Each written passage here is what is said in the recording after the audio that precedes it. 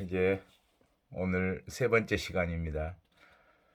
먼저 출석 안 불렀던 학생들 이름 한번 불러볼게요. 조성문, 조은별, 최민지, 최수아, 표세진. 세진은 시험 볼 때 어렵지 않았나요? 한고은, 허반야, 허유진,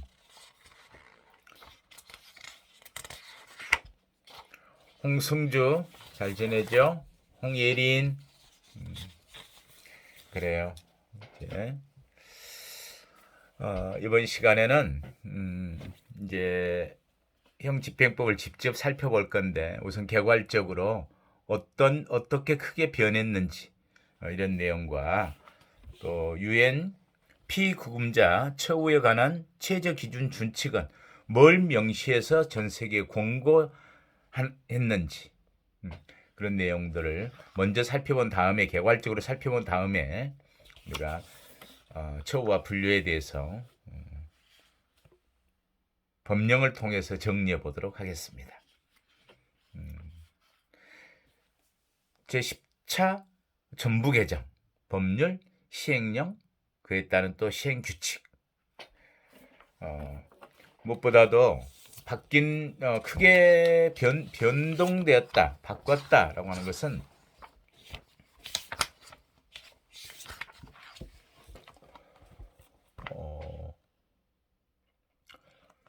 몇 가지 큰 그 틀만 이야기를 하도록 할게요. 무엇보다도 차별금지 사유의 확대.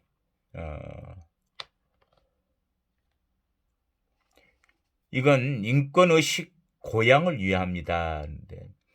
차별금지를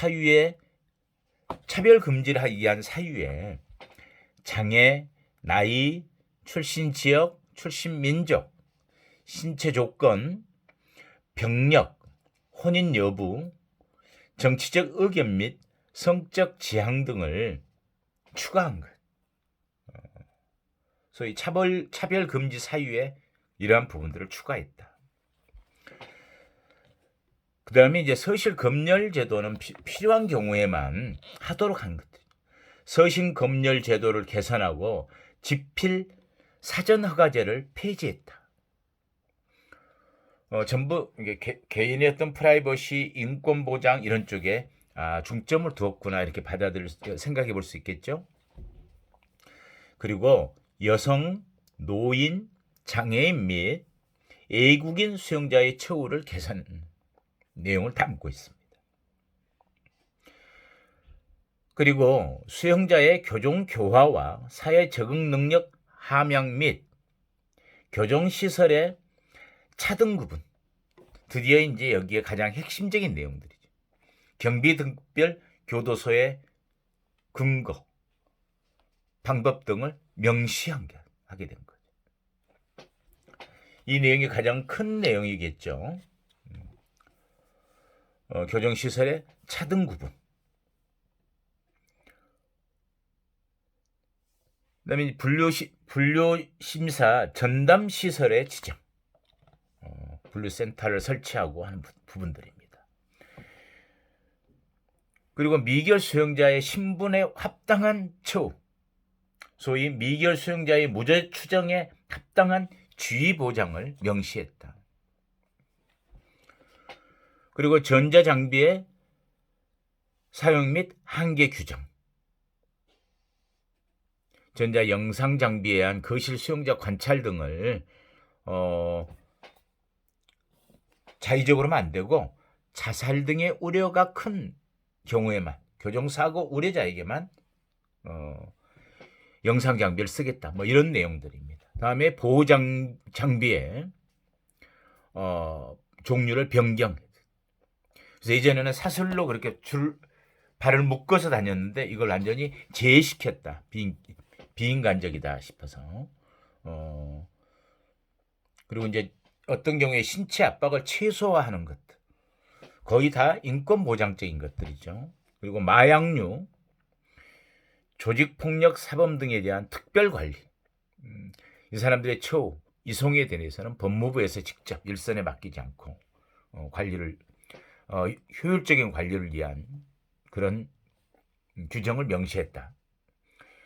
그리고 징벌 종류를 확대했다.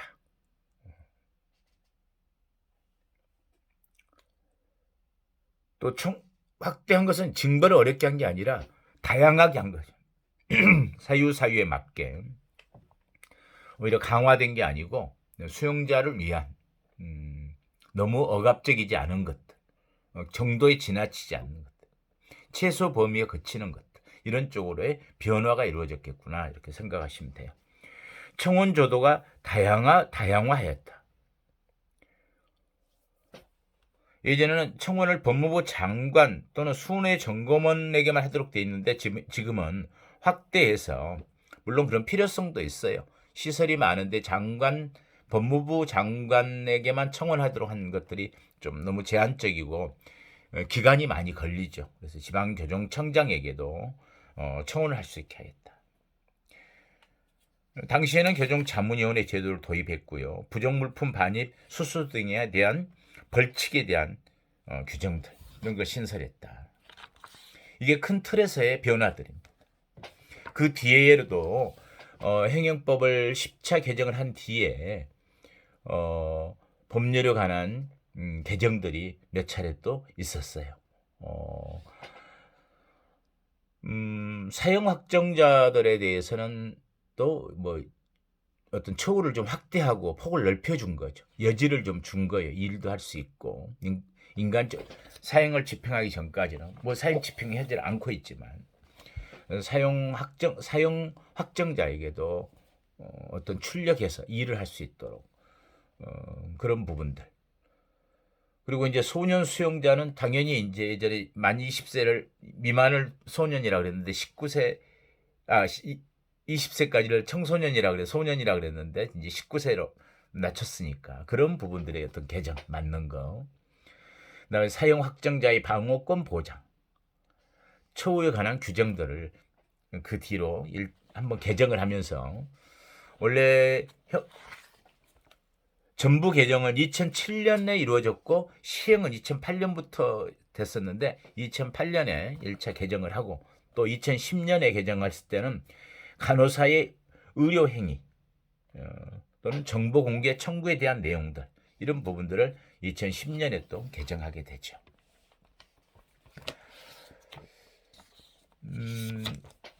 교정관계 법령과 관계되는 것들은 우리나라에 말고 국제적으로는 지금 오늘날 뭐 국제적 협력 시대 그런 표현을 쓰죠. 분류심사에 있어서도 그렇고 교정에서 변화되는 것들. 그래서 이제 관련되어 있는 곳들은 교정 관련 국제 회의들이 많아요. 국제 범죄 인류학회 또는 국제 형사학협회, 국제 형법 및 형무협회, 그리고 국제 형법 회의 등이 있는데 우리가 여기서 가장 수용자 처우 분류심사와 관련되어서는 국제 피해자 학회, 그리고 국제 범죄 학회, 유엔 범죄 및 범죄인 처우 회의 이 부분들에서 많이 이제 기본 틀을 좀 공고를 많이 하죠. 그래서 범죄 예방 및 범죄인 처우 회의는 1950년에 국제 형법 및 형무 회의를 개성한 정부 단위의 국제 협력체인데요. 정부 단위의 국제 협력체. 여기에서 이제 뭐 피구금자 최저 준칙 같은 걸 발표했었죠. 그리고 아시아 태평양 교정 본부장 회의. 이런 부분들이 관련 규정들, 관련 회의체들이죠. 자, 근데 우리는 유엔 피구금자 처우에 관한 최저 기준 규칙 또는 준칙. 이 부분은 늘 교정에 있어서의 어떤 큰 틀로서의 이해를 많이 이해하도록 설명이 많이 되는 분야입니다. 기본 원칙은 뭐냐면은 피구금자의 인종, 피부색, 성별, 언어, 종교, 정치적 또는 그 밖의 견해, 국적, 사회적 신분, 재산, 출생 또는 그 밖의 지위에 의하여 차별이 있어서는 안 되고 공평하게 적용되어야 한다라는 원칙을 천명하고 있는 거죠. 그리고 구금자가 속하는 집단의 종교적 신조 및 도덕률을 존중하여야 한다. 그러한 기본 원칙을 정해놓고 있고요. 몇 가지 가장 중요한 내용들을 한번 살펴볼게요. UNP 구금자 준칙에서는 최저 기준 준칙에서는 구금형 또는 자유를 박탈하는 유사한 처분의 목적과 정당성은 궁극적으로 사회를 범죄로부터 보호하는 데 있고, 수용자의 처우는 사회로부터의 배제가 아니라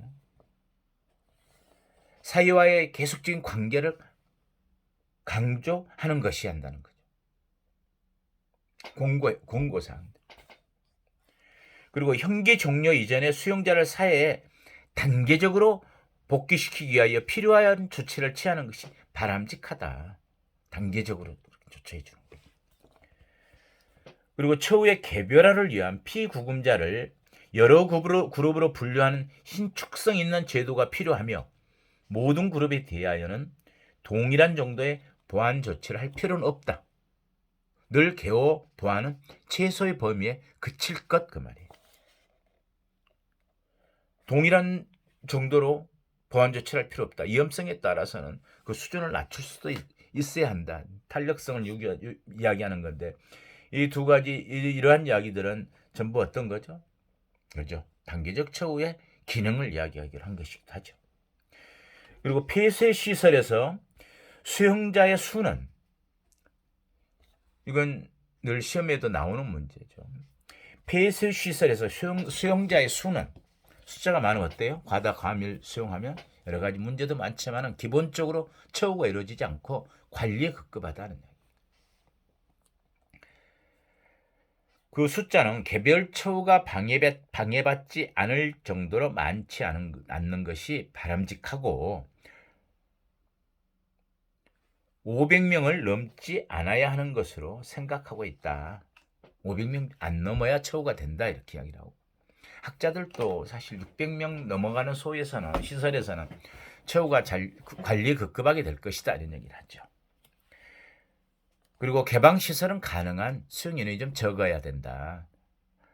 그리고 적당한 설비를 마련할 수 없을 만큼 작은 교도소를 유지하는 것은 바람직하지 않다. 그렇다고 너무 작은 교도소를 운영하는 것은 관리상 또는 처우에 있어서도 그렇게 바람직하지는 않다. 너무 작은 것은 소규모여야 되긴 하지만, 이러한 부분들이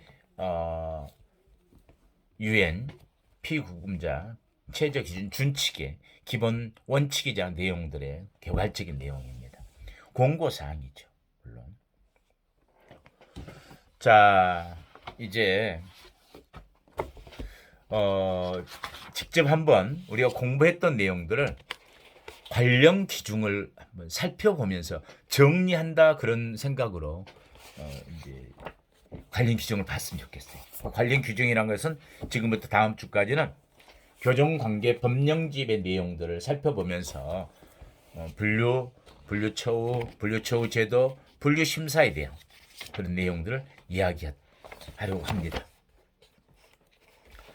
여러분들이 관계법령력을 가지고 있지 않기 때문에 내용은 교정관계 법률, 시행령, 규칙 한꺼번에 설명하는데, 그건 8장에 교정관계 법령집, 교정관계 형집행법의 8장부터 이야기를 하려고 합니다.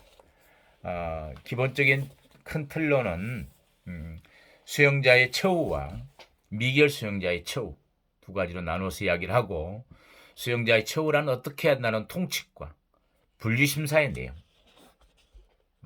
관계법령에서는 형집행법에서는 분류심사를 어떻게 또 설명하고 있는지, 명시하고 있는지, 그리고 교육과 교화 프로그램, 작업과 직업훈련, 기후, 이렇게 순서대로 여러분들에게 설명하려고 합니다.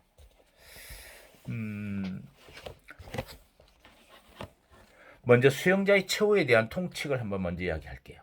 수용자 처우의 원칙은 우리는 어떻게 이야기하고 있냐면은 제55조에 수용자에 대하여는 교육, 교화 프로그램, 작업, 직업훈련 등을 통하여 교정교화를 도모하고 사회생활에 적응하는 능력을 함양하도록 처우해야 한다. 이런 기본 원칙이 되어 있어야 개별 처우가 무엇이며 어떻게 분리심사할 것인지가 연결되겠죠.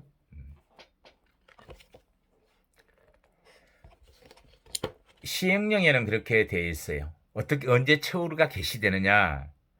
소장은 미결 수용자로서의 자유형이 확정된 사람에 대해서 언제부터 시작하냐면 검사의 집행지휘서가 도달한 때부터 수용자로 처우할 수 있어요. 형이 확정된 날이 그 다음 날이 아니고 검사가 현재로서는 그래요. 검사의 집행지휘서가 도달된 때부터 수용자로서 처우할 수 있다. 그리고 검사는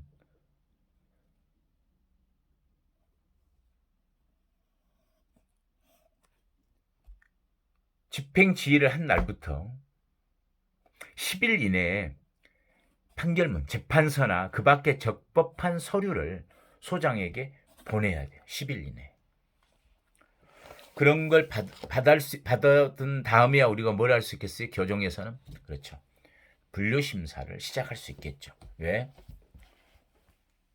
당연히 형 집행지휘서가 도착해야 수용자로서의 처우가 시작되고 관계된 자료가 정확히 있어줘야 범죄와 관련된 재반 내용들 파악을 할 수 있기 때문에 그렇습니다.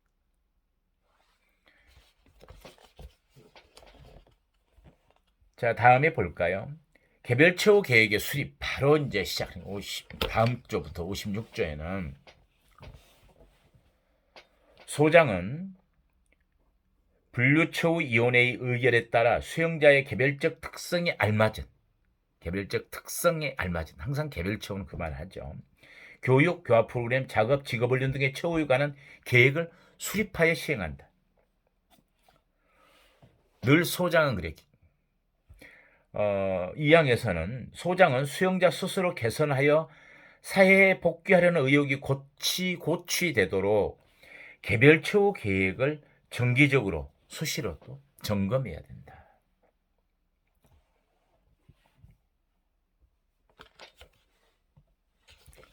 자, 그러면 이제 제일 처음에 이번 10차 개정으로 제일 전부 개정으로 제일 중요한 내용이 뭐라 그랬죠? 다른 것들은 포함되거나 좀 유사하거나 확대하거나 이러는데 전면적으로 개정된 게 누진처우 제도가 이때부터 없어지는 거고 우리나라의 경비등급별 교도소로 교정이 운영되기 시작하는 거예요. 자, 여기에 대한 이야기를 해보죠. 처우. 수용자는 분류심사의 결과에 따라 그에 적합한 교정시설에 수용되며 개별 처우 계획에 따라 그 특성에 알맞은 처우를 받는다. 이제 다음에 이 항에 이 내용이 나와요. 교정시설은 도주 방지 등을 위한 수용 설비 및 개호의 정도. 우리는 이걸 뭐라 그러죠? 경비 등급이라고 해요. 그래서 경비 등급별 교도소라고. 내용은 뭘 담고 있다고요? 우리가 공부했던 단계적 처우죠. 그런데 위험도에 따른 수용 설비나 교정 시설 설비 등을 설비 및 개호의 정도를 이야기할 때 우리는 그걸 경비 등급이라고 한다. 계급과 등급의 다른 점 한번 설명했었죠. 그건 곧 누진 처우 제도와 단계적 처우 제도의 다른 점. 교정 시설은 도주 방지 등을 위한 수용 설비 및 개호의 정도, 즉 여기 제일 중요한 건 이걸 경비 등급이라고 한다. 나눠주는데 다만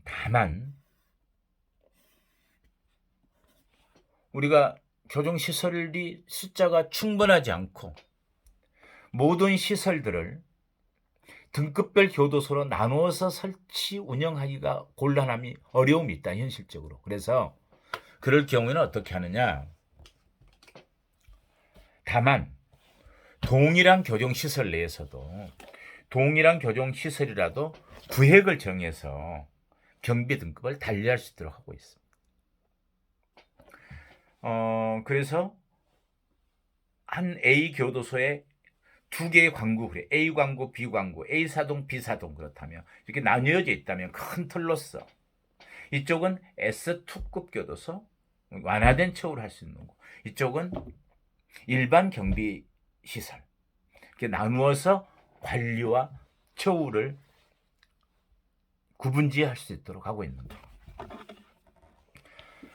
우리는 어떻게 그런데 시설을 나누느냐? 첫 번째는 개방시설, 우리가 S1급 그러죠. 개방시설은 도주 방지를 위한 통상적인 설비의 전부 또는 일부를 갖추지 아니하고 수용자의 자율적 활동이 가능하도록 통상적인 관리 감시의 전부 또는 일부를 하지 아니하는 교정시설. 그래서 우리가 천안 개방시설, 지금 여자시설로 바뀌었지만 여자교도소로 바뀌었는데 거기는 청주 여자교도소가 있고 이제 두 번째 여자교도소가 생긴 거죠. 보다 좀 개방적인 운영을 할 거예요. 개방교도소로. 뭐 개방교도소 그러면은 두 가지 의미예요. 하나는 시설의 부분이에요. 그런 안전관리, 감시장 같은 것을 전부 또는 일부를 설치하지 않아도 된다. 천안 여자교도소, 여자개방교도소는 주벽이 없어요. 담이 둘러싸인 담이 없는 교도소예요. 그리고 거실의 문도 스스로 열 수 있도록 시정장치, 잠금장치가 되어 있지 않나. 이런 것들이 이제 개방교도소의 대표적인 어떤 사례들이겠죠. 두 번째 개방교도소는 시설이 개방적이어야 되고 두 번째는 처우가 개방적인 처우들이 이루어지는 거. 이걸 우리가 개방교도소. 다음에는 이제 완화경비시설. 우리는 이걸 S2급. 도주 방지를 위한 통상적인 설비 및 수용자에 대한 관리와 감시를 일반 경비시설보다는 완화한 경비시설. 조금 완화되고 처우도 좀 개방적이고 그런 차이를 보는 거예요. 보통 예전에 우리가 가지고 있던 대한민국의 교도소 시설들은 저희 일반 시설 정도로 될 거예요. 일반 경비시설 S3급. 도주 방지를 위한 통상적인 설비를 갖추고 예전에 뭐 감시탑도 있었는데 지금은 감시탑은 없어요. 거기 올라가서까지 근무해서 감시대 그랬는데 이제 지금은 전자경비 시스템으로 외곽이 다 둘러싸여 있기 때문에 그럴 필요성을 느끼지 않죠. 예전에는 굉장히 어려웠어요. 교도관들 하기 업무가 벅찼기 때문에 이제는 경비교도대원 그래서 군인들 군 입대를 하면 법무부로 신분을 전환해서 교정시설에서 근무하게 하고 있다가 전역할 때쯤 되면 다시 국방부로 넘어가서 제대를 했던 그런 시스템이었죠. 지금은 없어졌지만 그런 친구들이 주로 이제 주된 업무가 이제 경비, 작전, 교도관 업무 보조까지 가능하도록 세 가지를 했었거든요. 근데 그 숫자가 없어지자 지금은 전부 외곽을 전자경비 시스템화했다.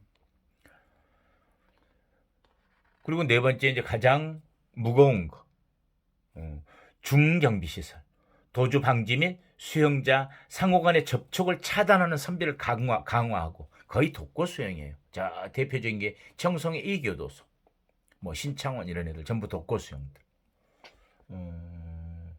연쇄살인범들은 전부 거기 있다고 보시면 돼요. 그렇게 한 다음에 수용자에 대한 관리 감시를 엄중히 하는 교정시설을 말하는 겁니다. 그런데 이제 수용자에 대한 처우는 교화 또는 건전한 사회 복귀를 위하여 교정 성적에 따라 상향 조정될 수 있고 특히 그 성적이 우수한 수용자는 개방시설에 수용되어 사회생활에 필요한 적정한 처우를 받을 수 있다. 자, 다시 그 부분에서 연계해서 이야기를 할게요. 소장은 가석방 또는 형기 종료를 앞둔 수용자 중에서 법무부령으로 정하는 일정한 요건을 갖춘 사람에 대해서는 가석방 또는 형기 종료 전 가석방으로 나가거나 형기가 종료되기 전에 일정 기간 동안 지역사회 또는 교정시설에 설치된 개방시설에 수용하여 사회 적응이 필요한 교육, 취업 지원 등의 적정한 처우를 할 수 있다. 이건 최근에 신설한 그렇게 왔었는데 명시를 한 거죠. 그리고 수용자는 교화 또는 건전한 사회 복귀를 위하여 교정시설 밖에 적당한 장소에서 봉사활동, 견학, 그 밖에 사회 적응에 필요한 처우를 받을 수 있다. 이걸 함께 신설에서 포함해 넣었어요. 2015년에. 그런데 이 내용들은 그전에도 해왔던 내용들입니다. 명시해서 법률로 올린 거죠. 그리고 학과교육생, 직업훈련생, 애국인, 여성, 장애인, 노인, 환자, 소년, 19세 미만의 자죠. 19세 미만의 자.